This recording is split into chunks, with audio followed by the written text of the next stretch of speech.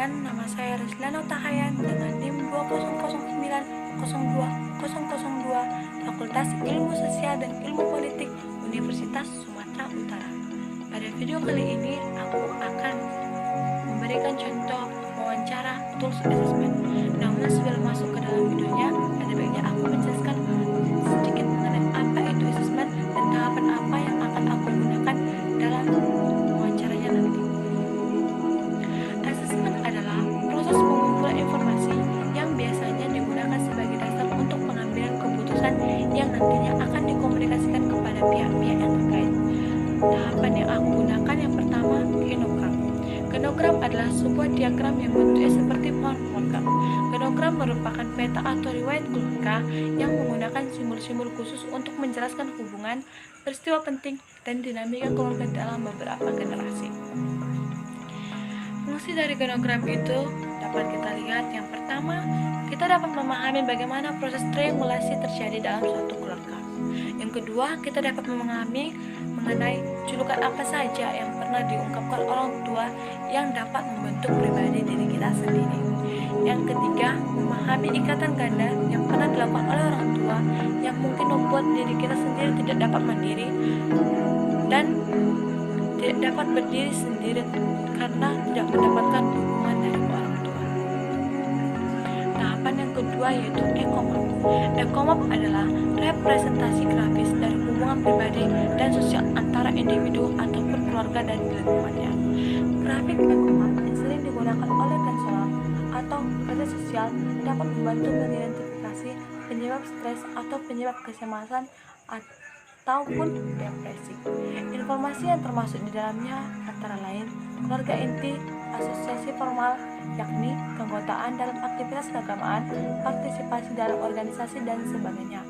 Sumber-sumber yang mendukung ataupun bahkan membuat stres dalam interaksi sosial, contohnya antara seseorang dan sistem komunitasnya, penggunaan sumber-sumber di lingkungannya seperti keluarga besar, kerabat, teman, tetangga, dan kelompok bantu diri.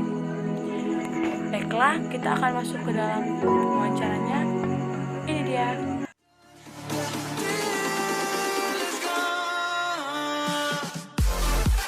Selamat pagi. Ya, selamat pagi, Kak. Selamat datang di Yayasan Birnanula. Perkenalkan, kakak di sini sebagai pekerja sosial. Nama kakak Reslana Utahayan. Adik bisa manggil kakak Kak Reslin. Iya, Kak. Kalau saya boleh tahu, nama adik siapa ya? Nama aku Ningsi Siombing. Nama panggilannya Ningsi. Iya, Ningsi aja, Kak. Ya. Sekarang adik masih sekolah atau gimana? Gimana ya? Kalau masih sekolah nggak lagi, tapi tinggal nunggu kelulusannya gitu, Kak. Berarti udah selesai Iya, ujian-ujiannya ya? udah selesai. Rencana adik setelah lulus SMA ini mau lanjut kuliah atau gimana? Kayak saya sih, Kak, gimana ya? Kalau yang saya itu pengen banget gitu kuliah, tapi saya kalau lihat situasi ekonomi keluarga juga tidak memungkinkan. Jadi saya kayak masih berpikir keras gimana gitu caranya saya biar bisa kuliah tanpa membebani keluarga gitu. Oh, emangnya ekonomi keluarga adik gimana? Gimana ya, kan ibu saya kan cuman gak ada ayah lagi, udah tinggal ibu saya. Ayah saya udah meninggal 2 tahun yang lalu gitu, Kak. Jadi ekonomi keluarga saya juga udah tergantung sama ibu saya sendiri gitu. Padahal kan anak-anaknya yang mau sekolah bukan cuma saya doang gitu, Kak. Makanya saya juga berpikir keras, ini kuliah apa enggak. Jadi saya juga nggak tahu juga, Kak, ini lanjut apa enggak gitu. Ada berapa bersaudara ya? 6 bersaudara, Kak. Ada anak berapa? Nah, kelima. Anak kelima ya udah. Iya. Terus sekarang tinggal sama orang tuanya atau gimana dek? Kalau saya sekarang sih, Kak, tinggal sama keluarga. Soalnya kan saya sekolahnya di luar kota lah ya kan.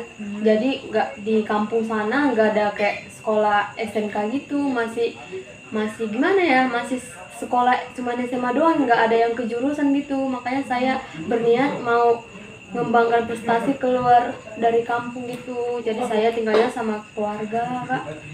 Terus sekarang Ibunya sekarang tinggal sama siapa? Tinggal sama adik perempuan saya kak. Oh. Terus tapi sering kan komunikasi sama ibunya sekarang? Sering sih nelpon nanya kabar gitu gimana. Iya, Orang tuanya meninggal berapa tahun yang lalu? 2 tahun yang lalu sih kak. Iya. Ada sakit? Iya kak, terkena kayak stroke gitu. Nah, Sudah kombinasi sih kak sama penyakit yang lain gitu. terus kan ada bilang yang tinggal sama ibu Ade sekarang kan tinggal anak yang terakhir. Iya. Terus abang-abang adik yang lain itu di mana? Ya orang itu sekarang nggak sama orang tua juga, orangnya juga kayak merantau gitu kak. Oh, merantau. Iya, sekarang udah berserak lah anak-anaknya gitu, anak-anak ibu saya gitu. Mereka udah ada yang kerja, ada yang kayak gimana ya, kayak nyari untuk bantu ibu saya juga gitu. Oh, iya, iya. Orang itu juga kan nggak tega lihat ibu saya kerja, soalnya ibu saya juga udah tua gitu, jadi kasihan lah kan kak, nengok orang tua kita udah tua tapi masih kerja gitu. Iya kak. Terus nanti adek kan Adia masih bingung mau kuliah atau enggak. Terus ada rencana lain gitu kalau sampai kalau emang nggak bisa kuliah, ada rencana buat kerja gitu. Iya kak, rencana sih nanti kalau puji Tuhan lah ya, nanti kalau ada kerjaan saya kayak akan ngelamar kerjaan gitu. Siapa tahu nanti kan zaman sekarang kan kak udah ada kelas karyawan gitu. Ya. Jadi saya mau berniat kuliah sambil kerja gitu kak. Tapi puji Tuhan nanti kerjaannya langsung dapat biar saya bisa berpositif gitu, langsung ada niat untuk kuliah langsung daftar gitu kak. Makanya Gini kan dek, Adia kan jauh nih sama orang tua. ya. Sebenarnya hubungan adek sama orang tua itu gimana? Orang tua yang ngasih motivasi enggak? Kamu kuliah aja, kamu ini aja, tuh. Masih motivasi sih kak. Seperti yang sebelumnya ibu saya juga bilang kalau kami berdua gitu sama adik saya kuliah aja ngelanjut. Tapi beberapa hari yang lalu ibu saya bilang kayak mana kau kuliah apa enggak gitu, soalnya abang-abangmu juga kayak nggak bisa membantu gitu.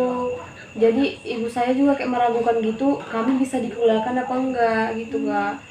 Tapi gimana ya, selaku orang tua pasti mendukung yang terbaik lah kan untuk anaknya. Jadi ibu saya masih tetap niat gitu, kayak udah kuliah aja, rezeki pasti datang gitu kalau kita memang berniat gitu. Makanya ibu saya juga bilang kalau aku kerja gitu biar bisa gitu nanti biaya sendiri. Ya, Berarti orang tuanya juga kasih dorongan ya? kasih sih kak, Buat kasih. adik. Iya. Dulu terus kakak kan orang tua dia kan single parent kan. Kerjaan orang tua dia itu sekarang apa? Gimana sih bilangnya, bukan kerja menetap sih kak, tapi ibaratnya ibu saya kan gini, kadang kalau kayak jualan gitu, jualan buah gitu, musiman doang kak. Kalau lagi ada musim buah di kampung gitu, ibu saya kayak kayak apa gitu, gimana ya, bawa buah-buahan yang di kampung itu dijual ke kota gitu kak. Ibaratnya nggak menetap kerjanya, makanya abang saya juga ikut membantu gitu, gara-gara kerjaan ibu saya nggak menetap, jadi tergantung sama abang-abang saya juga kak. Gitu ya. Iya. Di dalam keluarga adek itu ada nggak hubungan adek yang renggang atau gimana gitu, atau semuanya mendukung adek? Kalau saya pikir-pikir sih mendukung sih kak, abang-abang saya juga mendukung lah, orang itu lumayan lah, orang itu ngasih kayak motivasi gitu sama saya. Iya sih ngasih, kayak ibaratnya kayak kau kayak nanyakan gitu, kau kuliah apa enggak, mereka pengen tahu keseriusan saya tentang kuliah ini. Kalau memang saya serius gitu untuk kuliah, mereka mau niat untuk bantu gitu juga kak. Tapi setidaknya saya juga sambil kerja gitu, ibaratnya sebagian gitu. Kalau saya lagi nggak pas ada uang gitu, bisa minta tolong sama abang saya biar mereka kayak dulu kan uangnya gitu. Kayak saling bantu gitu Iya. ya, Dek? Iya. Oke Oke dek, saya rasa perbincangan kita sudah jauh sampai saat ini. Dan ini masih tahap awal ya. Semoga adik nanti pendidikannya dapat tercapai dan masalah-masalahnya dapat kita pecahkan. Dan semoga kedepannya kita dapat berbincang-bincang lagi ya. Terima kasih adik. Iya. Sampurna. Iya.